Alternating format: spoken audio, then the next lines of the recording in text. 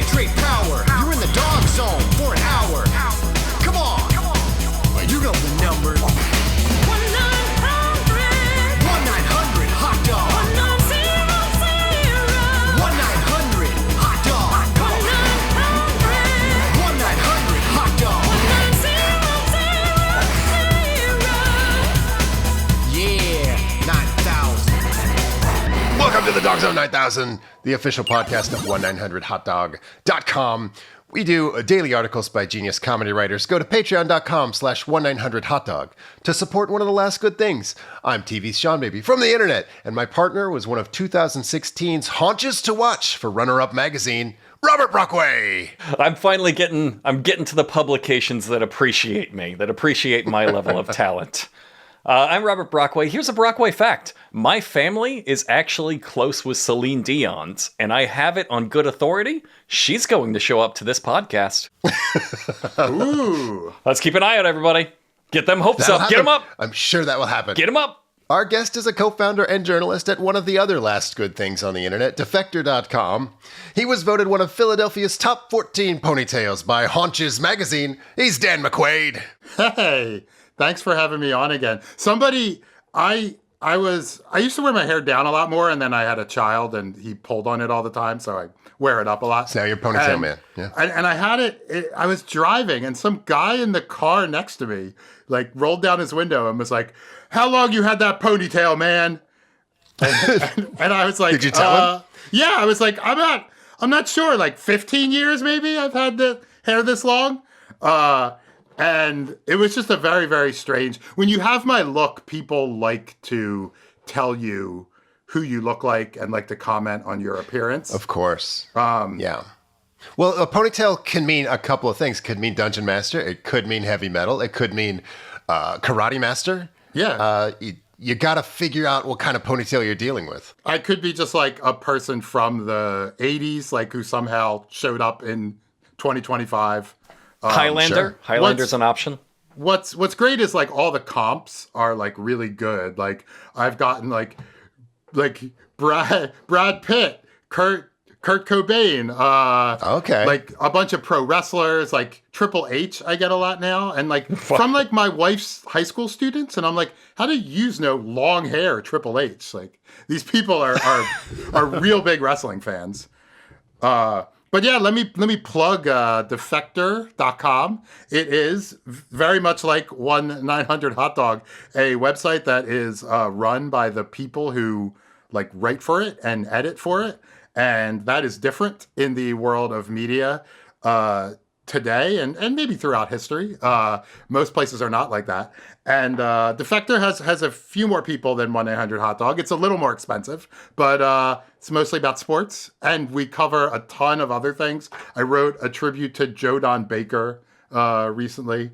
Fantastic. Mitchell. It was just about how, like, yeah, he was like, I don't know, he was like had a type of movie, but also he accidentally made one of the great comedies of all time with Mitchell, and then it being made fun of on Mystery Science Theater years later. It was fantastic. There was a great Mark Maron one that I read on Defector that was like, fantastic. Look, Mark Maron mentioned it, and like, it was Diana Moskowitz. We have a lot of people whose initials are DM on our staff. I don't know That's a good way to that hire. is a thing. Yeah, exactly.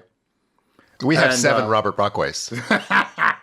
But yeah, the Mark Maron thing was our viral article of this week. We like to try to have at least, one a week, maybe more. And the site's... We do the opposite.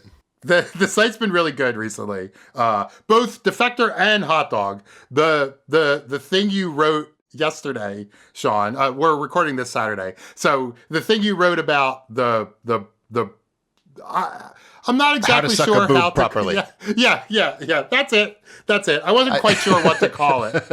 I think in the Library of Congress, it's how to suck boobs properly. There's a lot of. I'm glad that the Library of Congress has this. I made a pass at my wife, and she reads 1-900hotdog, and she was like, "Oh, did you learn some new tips?" And that Which- was wait, over. Killed it. Killed the mood completely. Did I destroy your marriage? Yep. Now it's over. So What tip did you try? I tried the one that was just like touch her boobs, right? Oh no, make Okay. her talk about her boobs. Because Smart. that Yeah. was my favorite tip. Like, walk up to a woman in a bar and talk to her about her boobs. Yeah. That is surely the way to get to touch them. Keep bringing them up. Let her know you like them. Are your tits doing okay? I mean, they look sad. What's great is that's all the advice, which is not very good. It's peppered with like, God, it'd be so fucking great if we could skip all this hard crap, right? Just honk the titties. If we could just walk up to, God, what a world that would be. Anyway, here's how you really honk a titty. You got to tell her you want to honk the titty. Next chapter. It's a fantastic book. I'm glad you read it and learned from it. I'm amazed at the things that you find on the internet, because I feel like I'm really good at finding insane things, and you seem to find even more incredible ones. Oh, I don't assume the internet at all.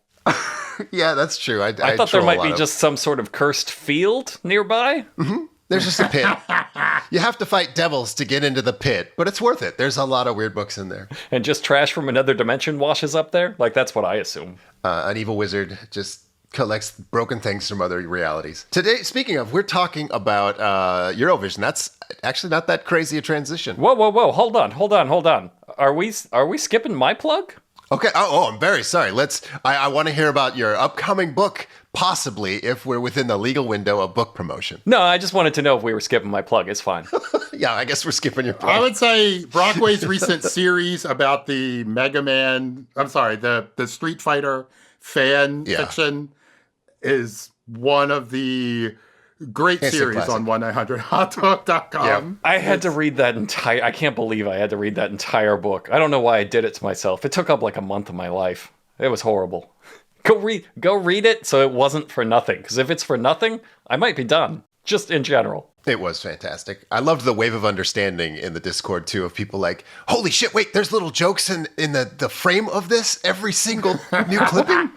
Every single part that came out, somebody would be like, I just discovered that. And you have to go back. They'd be like, I got to go back and read part 1. Oh my God, you got to relive that?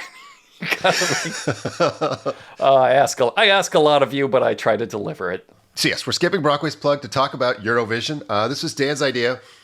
Obviously, not a lot of people talk about Eurovision. So if this sucks, we know who to blame. Because I'm going to say right off the top, I don't get it. I haven't really spent a lot of time with Eurovision. I watched this one. This is the first time I ever watched one all the way through. And I do not understand it. Typical It feels like American. Exactly. I am a very typical American in that I only know American things. But this feels so specifically not American. Or so specifically Eurovision. I guess we'll talk about it. But as a counterpoint, I just like to say that I don't get it. I've never watched one before. Oh wait, it's the same point. It's the same point. I'm sorry. Exact point.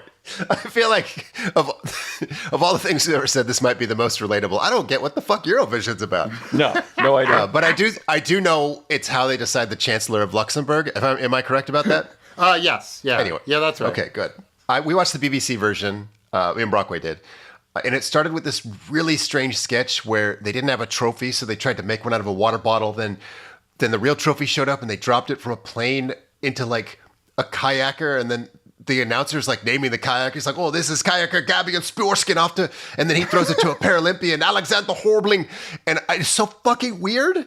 Is the kayaker famous? Like, are people at home going like, "Oh shit, I can't believe they got Florbinson Gorbop."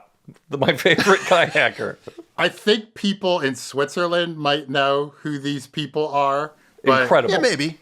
I also don't know. It seemed like it was all an in-joke about breaking the trophy. So last year the guy broke the guy who won, and like when you win, your country then hosts Eurovision the next year.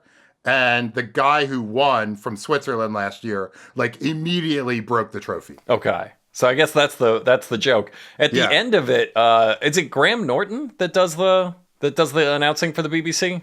I like that he ruined the entire thing by explaining who the person who broke it is, and then saying, "And if you didn't know that, this was all useless to you. Yes, it was. It really was. It was. You're not supposed to say that at the very start of this like several hour long awards show. I think that's what I like about it, watching it as an American. I've watched it for, maybe, I don't know, half a dozen years now. And like, maybe I haven't watched it every year of that, but I like it. You know what? I've definitely watched it every year for like 10 years. I should stop lying. Okay. No. But like, did lose some respect. Good impulse. I don't even no. So what I like about it, watching it as an American, is like I know a little bit about it now, but I definitely am at least several times during the show. I'll be like, well, I don't get that. I bet it makes sense to Europeans, but I have no idea what just happened, and that's can be enjoyable. So I don't keep up on British politics. I just want to check real quick before we get into it. Is it okay to hate Graham Norton? I feel like they must, right? Okay, so, I can't help it. I really, really hate him throughout this entire show. I feel like his broadcast skills are like really mean spirited. Like he's talking shit about the production and the performers in a way that's like, yeah, that's what we're gonna do, I suppose. But like, yeah, but you shouldn't be doing it like for the official Your Country's version of the show. I do like how he gets really excited for Celine Dion to show up. I don't want to spoil it because he's just really hyping it up here at the start. She's here. She's going to show up. She's going to do something amazing. Keep that in mind. I think she's just in town. He's just like, oh, I heard Celine Dion's in town. He's sure. Oh, you know what that means. He's so sure.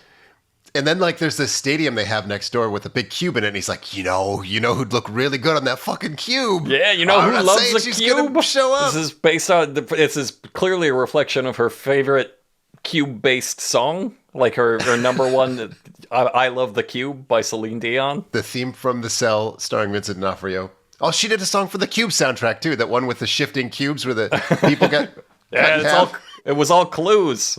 It was all clues. Okay, so it opens, it's like 4 hours long, and it's just jam-packed with songs. The first one, they sing the song from last year, and I don't get it. So this woman comes out, and she's singing this bizarre, like, sort of Disney anthem.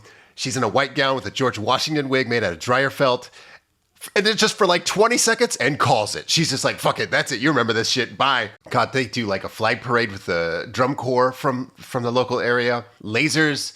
They do the chicka chicka, ow, ow. They play that during. I'm like, that came out of nowhere.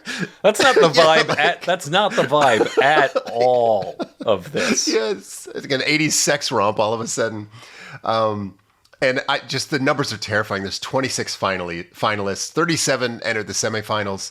One more time, it was 4 hours. Good God. Good Lord.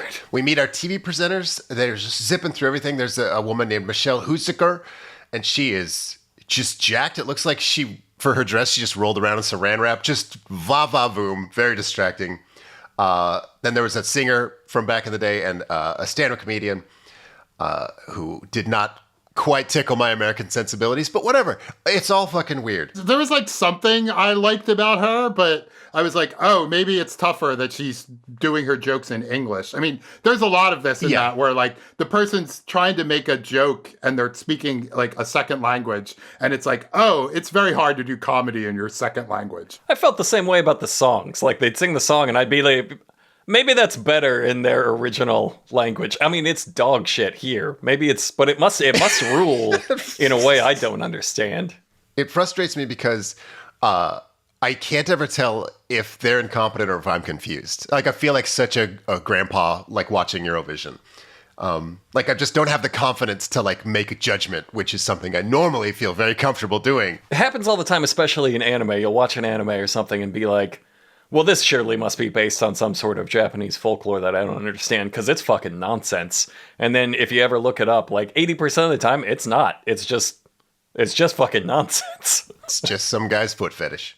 Maybe after this, Brockway, you can do a podcast called Is Eurovision Wrong? Because I think that would fit really well with your anime thing. Is Eurovision anime? Oh my God, it might be. Ooh, it might be. It kind of is. Like, it kind of is. I'm going to be sick that day. It's an anime of a drag show. Like, yeah. It's a competition. It's a tournament anime for Europeans. Ugh. Ugh, indeed. A 4-hour tournament anime for Europeans. I can't think of anything more unappealing. First up is Norway, and this is a guy named Kyle Alessandro. He's wearing Joan of Arc armor, but kind of from the future. This whole thing is Remnant. This is just a Remnant DLC. Yes, it's a Remnant DLC. I was like, oh, it's like the set sort of looked like, it's like, oh, this is the backdrop. This is like one of the boards from like a Mortal Kombat knockoff. Yeah, it's Like, very absolutely. video game energy. And then, yeah, he was dressed like if you combined like The Witcher and Cyberpunk 2077. That's Remnant, baby. Yeah. Oh, okay. Yeah. It's a good way to describe it. So you sent me a clip before this, Dan. I'm going to play that now. This is on the red carpet. Your song is called Lighter, right? Yeah. Like the fire lighter for cigarettes? You always have to ask outside at the club for cigarettes and the lighter that you're like, oh, let's make a song about a lighter. Well, yeah, it's about my mom, actually. Oh. Yeah. Ooh, wish I hadn't said all that stupid shit I just said. It's funny. actually about his mother who died of cancer also. So Oh, it's Jesus. Which I I also really like wish so- you told me that. that was a drag queen doing the red carpet, which makes perfect sense for this show. But like, Sure. but they go, your song's lighter, right? Like, have that on a card in front of you, so you Yeah. don't have to say. So you don't say. Like, you don't have to ask them. Yeah. It's pretty bad. This is about blowjobs in the bathroom, right? Yeah. No. Okay, I think maybe Norway doesn't have a distinctive music, because this was like a Bollywood reggaeton song, if that makes sense. I have a clip of it. I'm not good at describing music, so maybe I'm very wrong. I'll be my own lighter.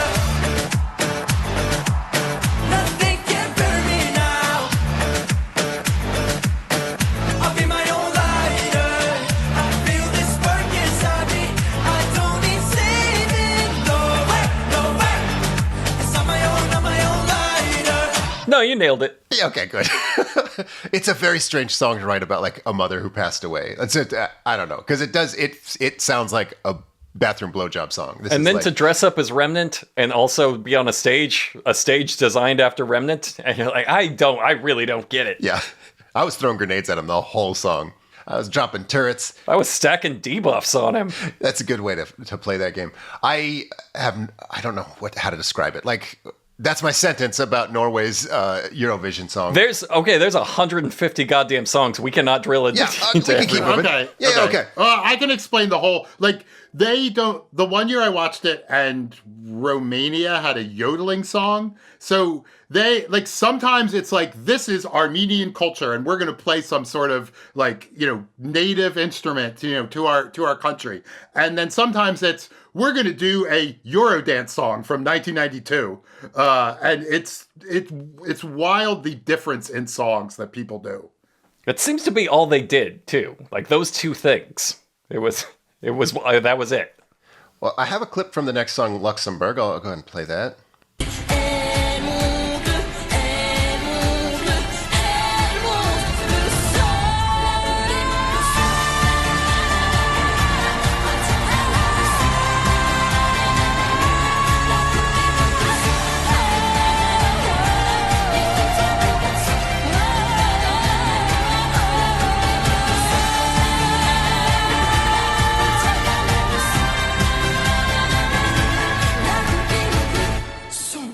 It's just like there's a half a minute of screaming. I thought that was interesting.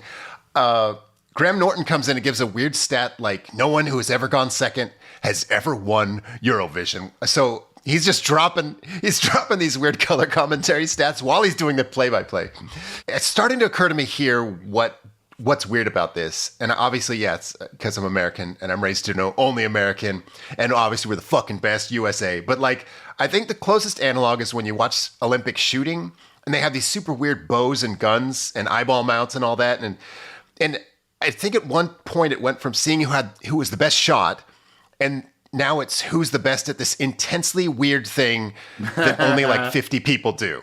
And I think that's what this is. These are songs and performances that kind of remind you of human music, but they were built specifically for this one event. Like you're right. generations of competition have refined what it means to be good at just this. This is only Eurovision. People don't like it outside of this. Sean, I Right. would like to tell you that you are basically exactly right. There are like songwriting camps where people go Yes. to try to get into Eurovision. And so this has been, you're correct, it's been like refined. I don't think many songs, occasionally there's a song that like wins Eurovision that's like a hit. But I think in a lot of other ways, it's like, oh, all these songs are just in Eurovision. And then they disappear. I think it's pretty much just ABBA. It's like only ABBA made it out of Eurovision. And then everybody's like, we're going to be the next ABBA. And you have to be like, okay, but that was 50 years ago. A few years ago, a band called Maneskin won. They're Italian. And like, I know them because there was like a viral Pitchfork review of them that everyone was angry about. And like, that's the only Eurovision like entry that has made it onto my like other radar. I'm sure that they're in Europe, some of them may be popular, but yeah, nothing breaks over here. Yeah, but like competition tends to like innovate and iterate the fun out of everything if you let Yeah. it. Like when I was a kid, MMA used to be just two maniacs from strip malls figuring out which kind of Aikido sucked the least. And now everyone is this perfectly cross-trained man consulting with nutritionists and hiding steroids from athletic commissions. And it's like, it's not the same. It's technically better as this type of specific sport, but like the joy of it is gone. Yeah. It was only interesting when like maybe a sumo wrestler would show up and you'd be like, well, let's see what happens. Yeah. I wasn't going to say the exact same thing about Eurovision. It would only be interesting in whatever years where like a sumo wrestler might just show up and Sumo you'd be guy like, came in. Does he win if he your pushes him style off of the stage? Performance was sumo. Just 100 hand slaps him right off the stage. Oh, he just won. Little known by rule. That would be a good fucking show. I guess there's a good example of this going haywire in competitive yo-yo about 5 or 6 years ago. There was this guy who was like the best in the world since he was a fourth grader, right? Just this. It's like yo-yo obviously is just a bunch of Japanese indoor kids at the top levels, but this kid was just this next level. And he was in this competition doing tricks that like broke their scoring system. Like he was doing all these one-handed impossible tricks, just juggling loose yo-yos in the sky on spider webs he was like frantically building under them. But the shit was so crazy, he got last place because they judge on the amount and variety of tricks. And instead of 70 crazy things, he did 30 unthinkable ones. My point is that best and winner start to look like different things after a competition settles into a structure. And Eurovision has fucking settled into a structure. Like these guys are all like on these video floors with giant video backdrops, and they clearly need to have like 40 seconds of competitive screaming. Just like a figure skater needs to do a triple axel at one point. Maybe someday someone will show up with just the coolest song, but I feel like having the coolest song won't win the thing unless you have like the elaborate choreography to like 50 different cameras. And it's about specifically manipulating their stage too. Like sometimes it's weird. It's like some of the entries have like ridiculously elaborate sets, and then some of the other ones it'll be like black and white for some reason, and the person's just like standing there in the center. Yeah, but even that's sort of like a statement about how they're not doing the other thing. Sure, too cool for Eurovision. This is a song about doing blowjobs in the bathroom. It's very serious. No, it's my father. He's very sick. He's a bathroom salesman from Estonia. I guess we're doing Estonia next. This is a guy named Tommy Cash, and he sang a song called Espresso Macchiato. And I think this is like a parody of Italian music. It seems kind of dickish. Like, I feel like if Italy is there, you'd have to come out and fight this guy. Like, there was actually a controversy. A lot of people thought that, like, how are you allowing this? He is just coming after Italians. But he's coming after Italians in, like, a really, it's hard to get mad at it way. Like, he's not... He's not, like, calling them insulting things. He's like, ooh, you like your coffee. You like a big pot of pasta. Like, it's really grade school kind of, like, if you get mad at this, what's wrong with you stuff? And I'm sure you have... Let's play a clip of the song if you have it before you. Espresso macchiato corneo, mi amore, espresso macchiato, por favore. And he is dancing like a fucking asshole. It's a real, like, punch me in the face kind of dance. Like, if I was Italy backstage rehearsing, I would stop and fight him. Like, there's absolutely not. But I think Italy was a little like a twerpy space vampire. Yeah. So Yeah. maybe that Yeah. wasn't like. Yeah. Yeah, my yoga teacher told me that he's a great dancer. I don't know anything about dancing, but apparently people were saying he knows his moves or whatever. But we wrote on Defector. We did like a preview like roundtable, 4 of our writers, and it was headlined, "Can you do racism against Italians?" Because people were like furious.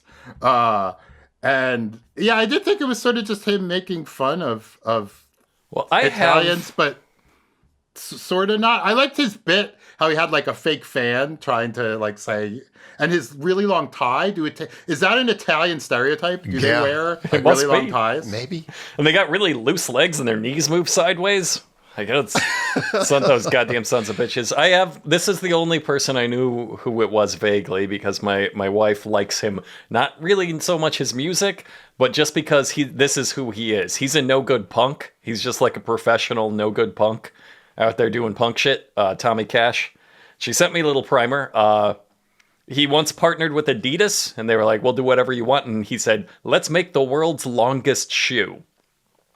Okay. So that was like, That's you're fun. not going to sell anything. He sort of partnered with McDonald's, and his thing is he wanted to make a sad meal, which came with pickles and a switchblade. And he wrote a theme song, and it goes ba-da-ba-ba-ba. I'm hating it.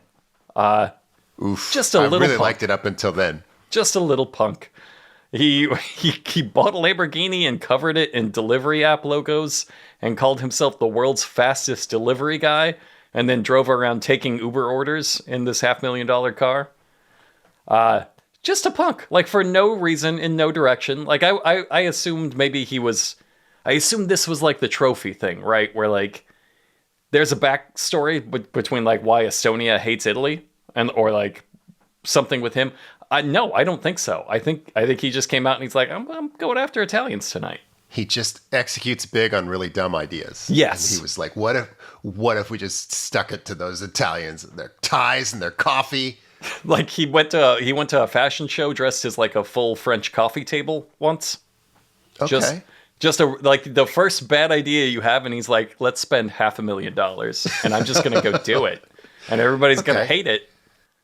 And that's what he did with this song too. Like, let's do a song making fun of Italian stereotypes. Like, why would we do that? I don't know. I'm not thinking it through. Let's just go do it. Let's spend $500,000 and go do it. So I did not know that he was responsible for the long sneaker. That was a ripoff of the Dufala brothers, a Philadelphia artists who, and I know this because they're from Philadelphia, and that's me. Yeah, and I mean, I'm not, I guess I'm not entirely sure if he knew about these long sneakers, but they did long sneakers in like 2009, and it went pretty viral.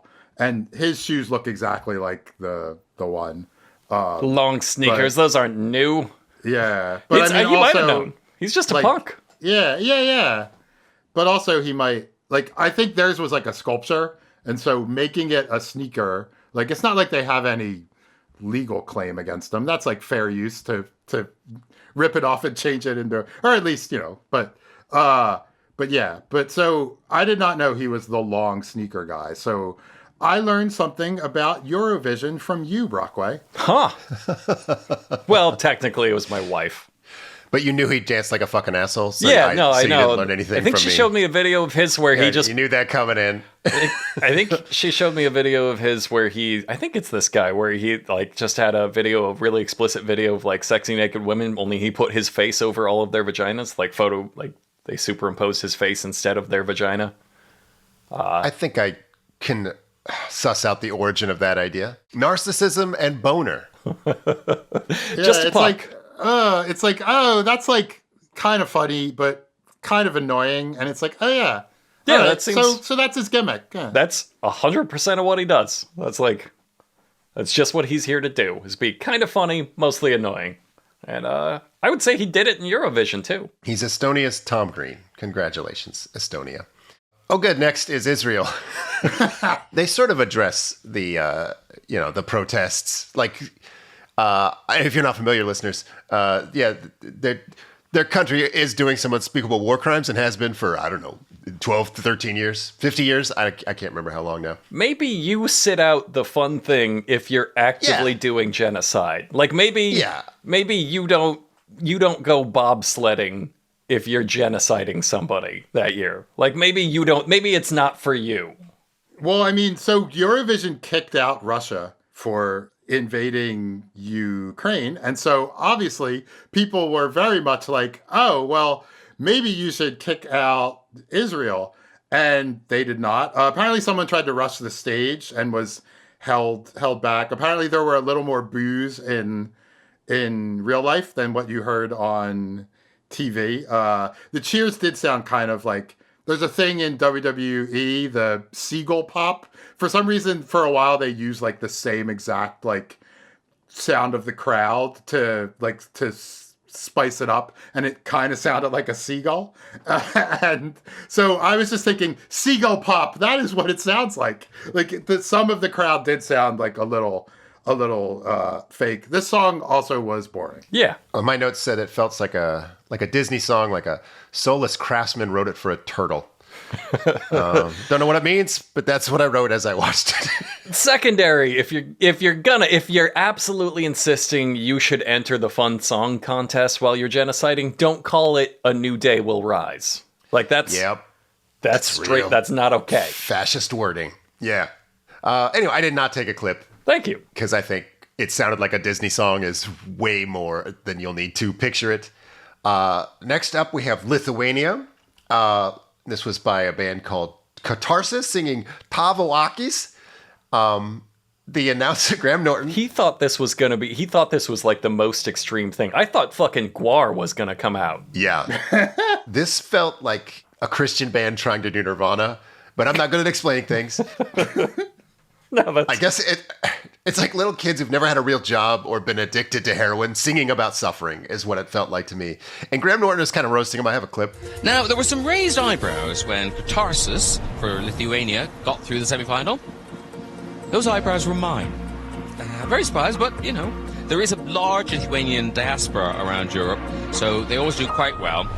The song is called Tavo Akis, which means your eyes. Bear that in mind when you listen to this song. It's about somebody's eyes. The lead singer is called Lucas.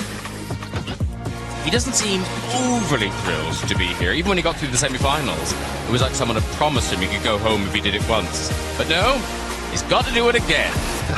Just fucking catty. He's super what catty, a bitch. but he's also like, can you imagine this song about somebody's eyes? Yeah, they just played extremely moderate rock. Like Yeah, that's very surprising because like turning it down, rock turned down to 50% opacity. Like, yeah, this is just it's grocery store rock. I can imagine that being about somebody's eyes. Like I really thought like they're gonna come out and just cod pieces and fuck each other for Satan or something the way he's talking about it. But God, it was so milquetoast. Next up is Spain. We learned that they haven't won since 1969. Kind of just a sad fact Graham Norton drops on us. This is a woman named Melody singing Essa Diva, and she starts fully dressed, but don't worry. Graham Norton's like, she'll take it off. And because they do a lot of costume changes, and she changes into like this glamorous like disco thing. It's very competent, very glamorous. I didn't take a clip. It just seems like seeing this, you really appreciate the technical difficulty of this production. Like there's 5 seconds between songs and 10 million lighting setups, dancers and pyrotechnics, and the performers are in on it. Like they're turning to camera on beat. There's so many people involved in the choreography, from dancers to production. It's fucking crazy to me. I wrote down she's dressed like Toby Keith's sleep paralysis demon. If that helps you picture her. Yeah, that's how I actually really described it. accurate. Yeah. Very sexy, glamorous. Next was Ukraine. I think they're called Zibablat, and they sang a song called Bird of Prey. I liked their outfits. They were dressed by a Ukrainian fashion designer. They looked awesome and insane. Like just tunics. Like it looks like they were warped here from 1970, like a knockoff Flash Gordon movie, hired a knockoff Queen, But in a good way. If emo kids were trying to dress like streetwear, that is sort of how I felt them. But yeah, very like 70s futuristic in a way. Yeah. Kind of a Vaseline Xanadu kind of thing. Vaseline Xanadu is perfect. Ooh, I like that. I took a clip of the middle when it's, for just a moment, they kind of sounded like a knockoff Queen, which I really liked.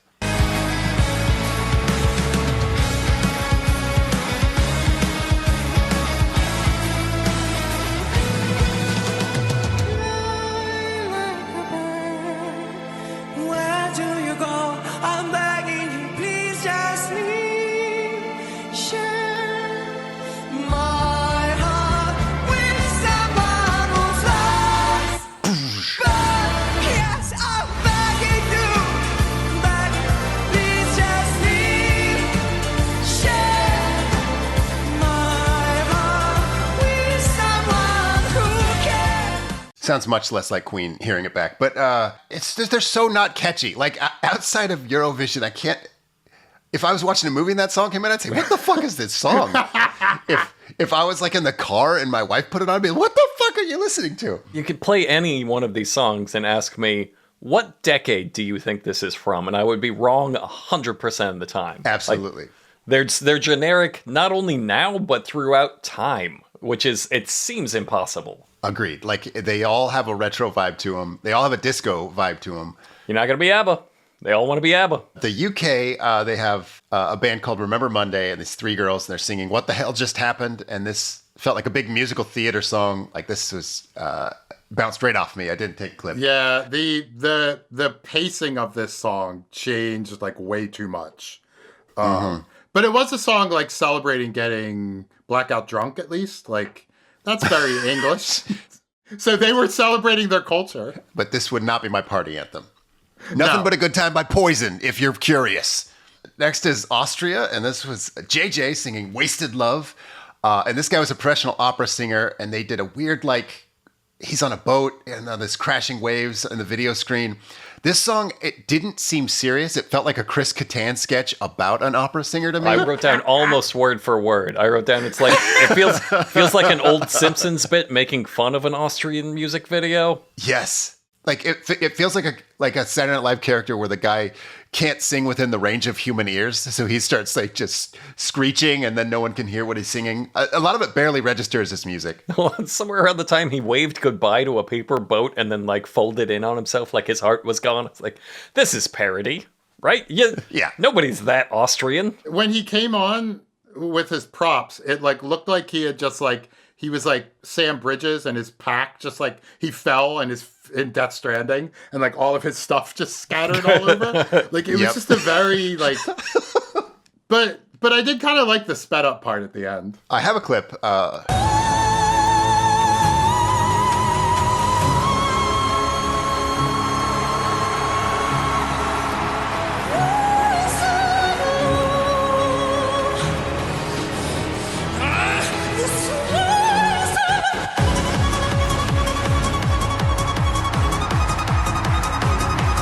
Just straight, it's the Fifth Element music.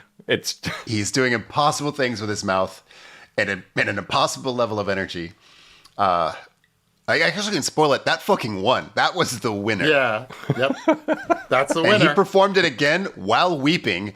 And every time he got a chance to take a breath, he would thank them. And he's got like this tiny little voice. And then he'd go straight back to the teapot squealing. Oh, it's fucking fantastic. It was the most European choice they could possibly Absolutely. The next one they did Iceland. This was Vabe singing Roa. This is like a super hype pirate shanty. They're in cyber overalls. I swear, they are 11 years old. I put these kids might be like 7. Like Hanson in a Mace video, like just. Yeah, their costumes were kind of like a Mace video. Like real 2000s hip hop. I got a clip of it.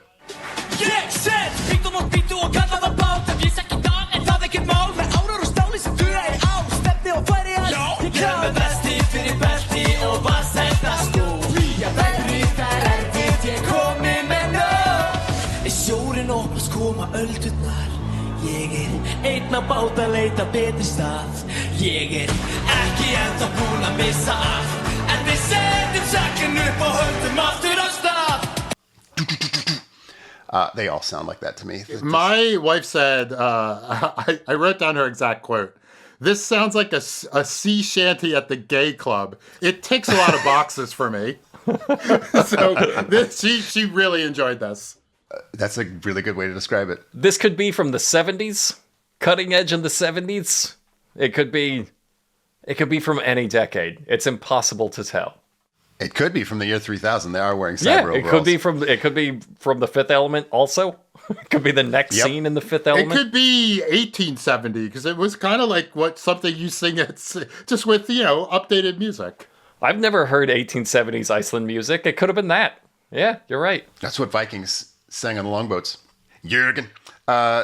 Latvia's, their song was called Burman Laimi by the band Tatu Metas. I don't have to tell you that. You remember that. This one, they're all dressed like ocean nymphs, singing like an insane harmony. This is what ancient sailors died to. It's beautiful, but I don't trust it. I never want to hear it again. They grow monkey tails at one point. This is like the only song I loved. I won't say like I would listen to it outside of the context of Eurovision, but if you're gonna lean into some sort of stereotype about your country, and you are, as is Eurovision, people are out here like, I love a good sauna. Who wants a meatball? And they're like, we're a dark forest of corrupted wood sprites, and we can beat. The lyrics are all, we can beat any curse or hex. We will summon things to defeat you. And you're like, Yeah, it's true. fuck yeah, put sitting there in its Final Fantasy. I have a clip.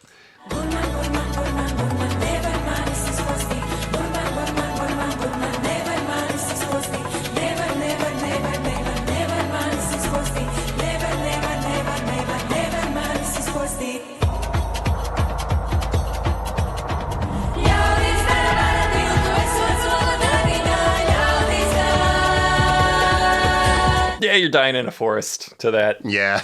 Again, 90s Enya song? Could be. Could be. Or just a fairy trap left in the woods by evil spirits. Yeah, the year 6000, long after civilization has died and been rebirthed in a shape we don't recognize? Could be. Could be. I could see that being like the best track on Pure Moods. So, Like yeah. absolute slipper right into pure moods. Never get a spot on Freedom Rock. Monster Jams? Forget it. Netherlands is next. It's Cloud, and he's singing C'est la vie. Or she? I can't remember. Is it? He was a he, it's right? a guy. It's a guy. Yeah. Okay, I remember now. So it seems pretty competent. Like this is a guy who would maybe come like 20th in an American Idol competition. There's so much complexity in the staging for just this really dull song. Didn't take a clip. Finland was next. This was Erika Wickman, and she's singing Ich komme, which is German for I'm coming. Yep. Graham really sets this up like it's going to be crazy. Like, oh, guys, when you see what she comes out in. And she comes out in like a dominatrix leather leotard, but more Mortal Kombat than like a fuck uniform. Like, it's very 80s. She flies around on a giant microphone. She has the sexual vibes of a woman who took up fucking after the last of her kids left for college. I guess it's sort of how I like got her vibe. Yeah, She was there for action, but he really tried to hype. I don't know why. Like, what kind of life do you live where like this is an unbelievably crazy thing you feel the need people to like brace for? Like, you guys are not fucking ready for what's coming, and then it's a kids bop of a Britney Spears song. You're like, yeah, and she's got like very modest like Yeah, it was like on. it was like low cut, but Yeah, that's about it. I don't know. It was like I don't understand why this was such like a like shocking outfit. Yeah, Or it's like something performance or George the song Animal or- Steel would wear to like a formal event, like what he would wear to a wedding or a funeral. Just a lot of buns coverage. Okay, so Italy is next, and this guy's got to be pissed because of that Estonian fuck. gotta come out swinging, right? No, this is a little fella named Lucio Corsi singing "Volevo essere un duro." It kind of sounds like Dire Straits and Bob Dylan got in a teleporter accident, but he's dressed like a space vampire. This was probably my favorite song. I'm gonna play it. Perché le lune senza buche sono fregature. Perché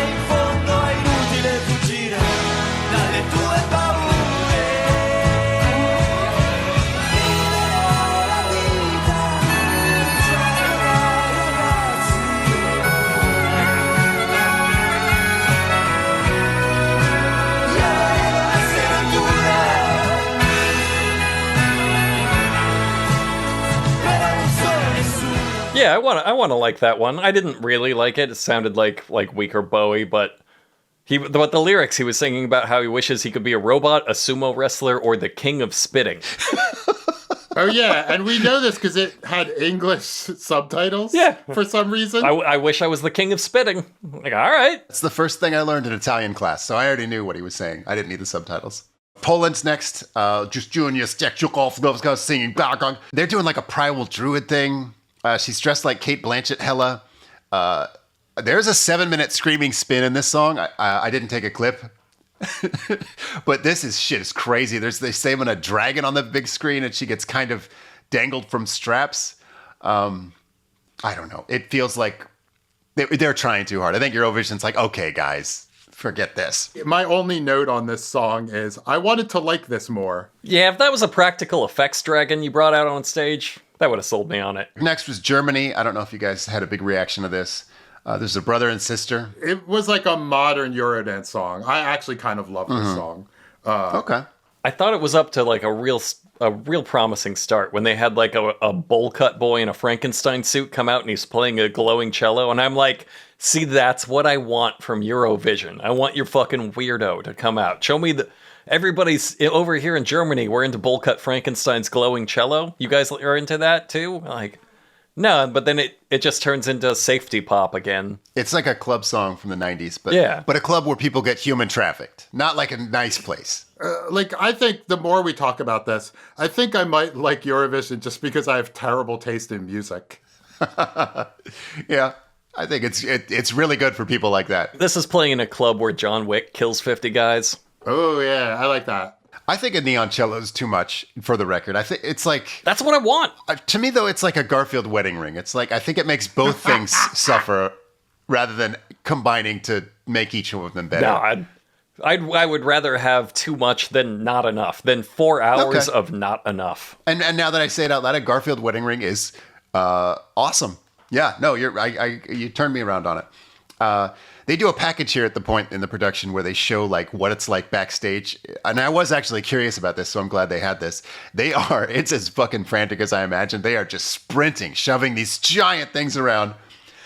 There's just 35-second changeover between songs. We haven't mentioned this yet, but the only thing breaking up these songs is like these little video packages of them like opening an envelope and seeing what weird Swiss thing they have to do. Yeah, they all have to do a job. They all like go to work for the day at some Swiss business. Next is Greece. This is a girl named Claudia singing Asteromata. I wrote down in my notes, she looks like Laura Loomer with a human face, but that is fucked up. I shouldn't have written that down. I wrote down she's wearing glasses in a suspicious way, like we're supposed to be surprised when she takes them off, and she's beautiful. Right. Oh, you've been beautiful this whole time. Yeah. Oh, really? Behind Yeah. your Charles Nelson Riley glasses. So this is a lot of burning, huge walls of fire behind her. I'll never remember that song, but it seems Her fun. set was like a long pier with a rock at the end. It was a very Right. strange set. It was the Prometheus planet. She was doing it from the Prometheus planet. It's weird they didn't have the aliens then. You can have Do aliens. the aliens. Have them attack you. That would be great. Up next is Armenia. I played their song accidentally earlier. This is Parg singing Survivor. And when you mentioned, Dan, all the teams of people that write Eurovision songs, they talked about this. Graham Norton was like, this song was co-written by the co-writer of last year's winner. It's just like this. Just from the stuff he was saying, it was clear there's an entire industry of people writing songs just for Eurovision. And they all teamed up on this, and you played it on the podcast, and I could not tell you what it sounds like. It is just diva music. He's shirtless and covered in mud. It was 10 minutes ago. Out of my brain. Yeah, it was 10 minutes. It's gone. I'll never remember it. It's like a song about how he's going to beat everybody up, but he's like crying for most of it. He's just like running on a treadmill. Graham Norton talks about how wet his pants must be from sweat. That was weird. That's actually at the end of the clip that I was playing. I don't think we need to suffer through that song again. Switzerland was next. It's kind of a nice song. It's just a sweet song sang in a spotlight. It seems weird when everyone else is summoning dragons in their song to just do like this little Sinead O'Connor number. I like that Graham Norton points out that this is filmed in one shot, which is great for TV, but everyone in the arena will hate it. It's just a catty bitch. I can't imagine being in the arena there is like, because it's all filmed for TV. Like everyone is just playing to the camera, which makes sense. It's a song competition it gets run by like the national broadcasters of these European countries. But I have to imagine being there is, I mean, I'm sure if you're a Eurovision fan, you get to be excited with other people, but like it seems like you don't get to see much for any act. Yeah, it's everything about it is weird. Next up is Malta, and this is Mariana Conte. It's her 5th attempt. I guess she's just the Eurovision mascot. Malta just sends this girl that everyone enjoys but will never win. This song is called Serving Cunt, actually, but which means serving in Maltese. So it's like, oh, it's serving, but it sounds like serving cunt.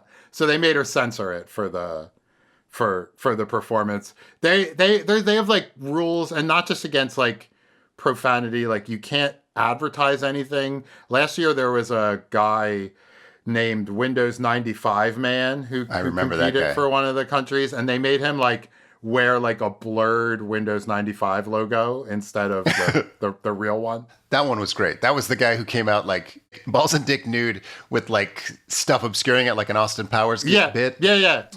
And him. like he a giant pair of jorts. He came out of a giant pair of jorts. Yeah, you know. Yes, singing about how there's no rules. Yeah, that guy. Why couldn't that have happened in this one?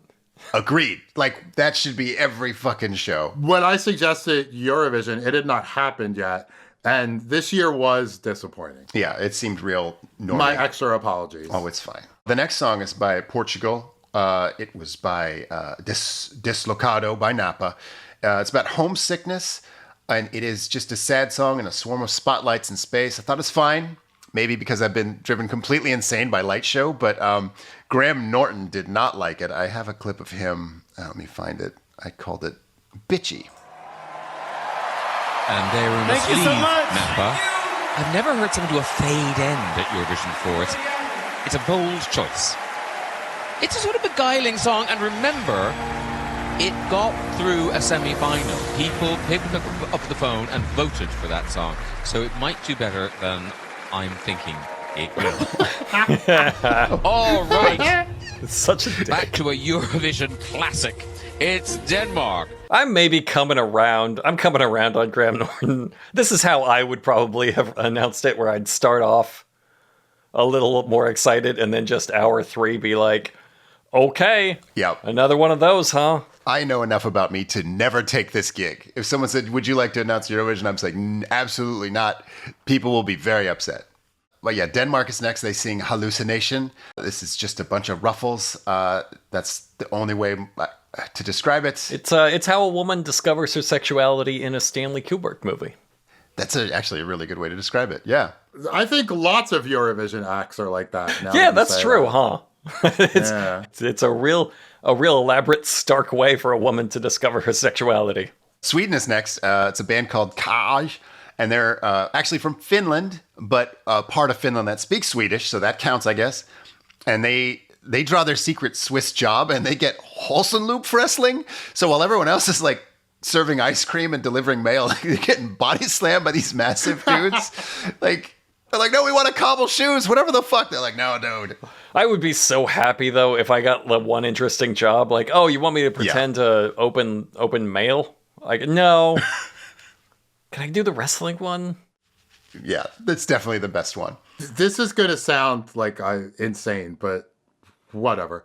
That actually happens. My friend on his honeymoon, he and his wife went to one of those things. They were in Switzerland. He does like judo. So it was like, okay, like, he wanted to see this, Swiss wrestling thing. And they pulled him out of the crowd for like a TV segment, and he had to do this thing.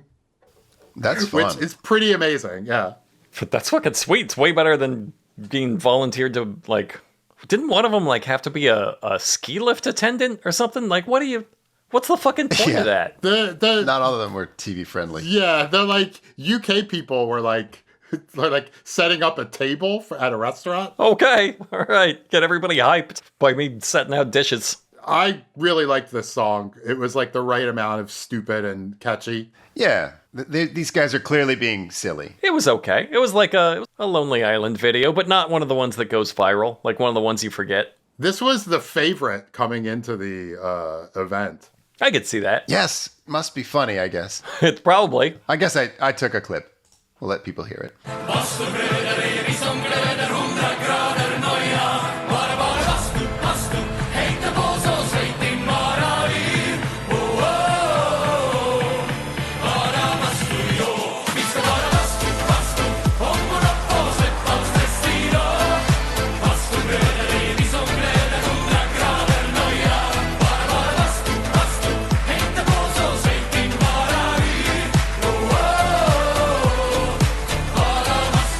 And it's about taking a sauna because you have to it's pick about like taking a sauna. a superficial level stereotype about your country and make a B- pop song about it. Is the point. I liked that they just went full Sweden, even though they're from Finland.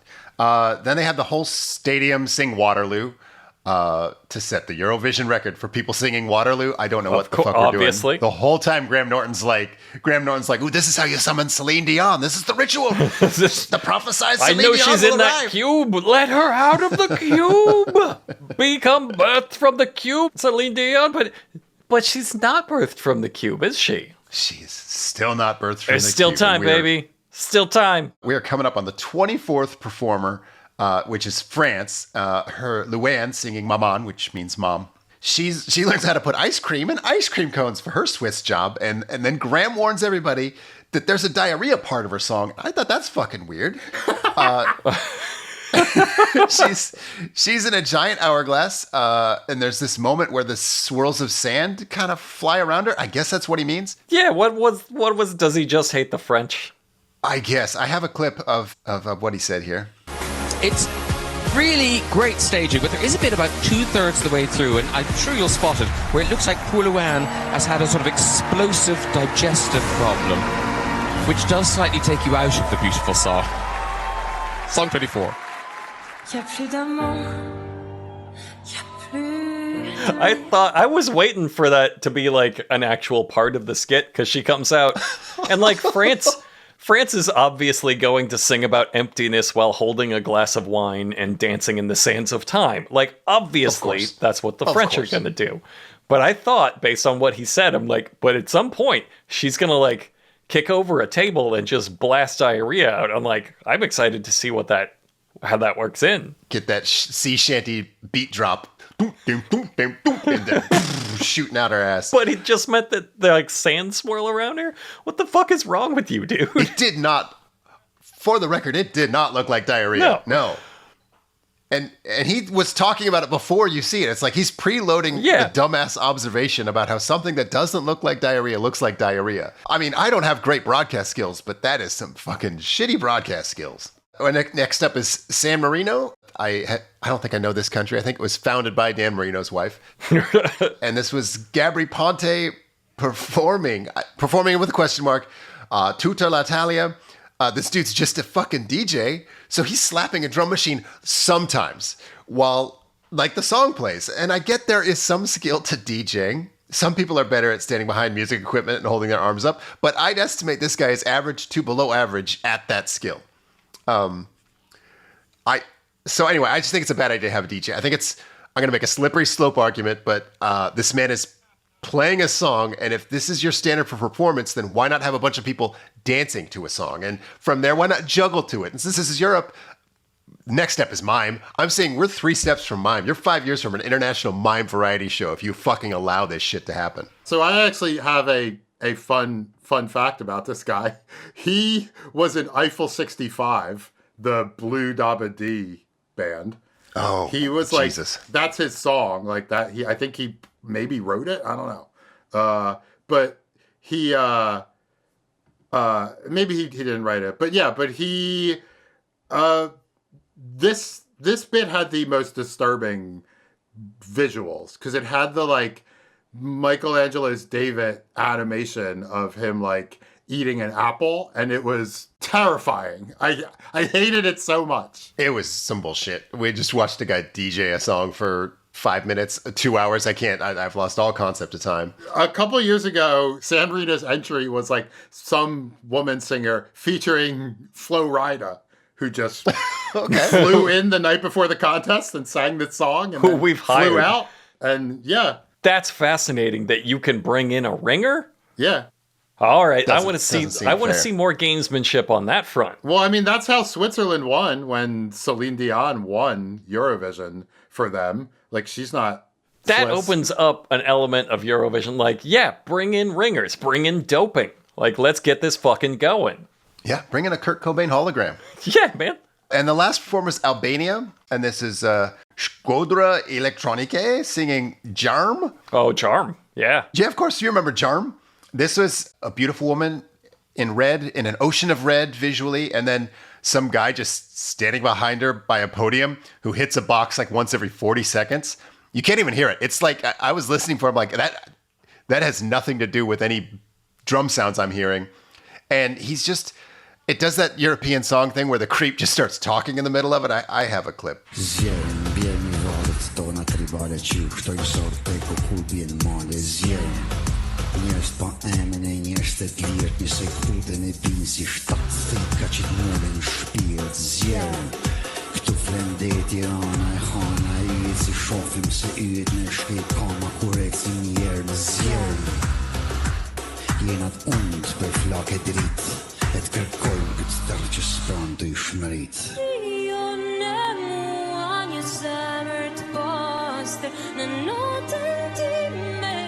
Is it supposed to sound like that? Did he like miss a cue maybe? It's like Europe just got Evanescence, and they're like, "Oh, this is it. This is it." See, this is music for Liam Neeson to kill Eurotrash too. I don't know why that's different from John Wick, but it is. It definitely is, for sure. If I had to guess the relationship between these two, because they said they weren't like a couple or brother and sister, I think this woman is his prisoner. If I had to guess, that is this fucking creep. Anyway, we did it. That's all 26 songs. And what terrified me about this is that when I looked at the video file, there's still 90 goddamn minutes left. Yeah, and this 90 minutes is fucking pointless. Holy There's shit. a lot God. of filler.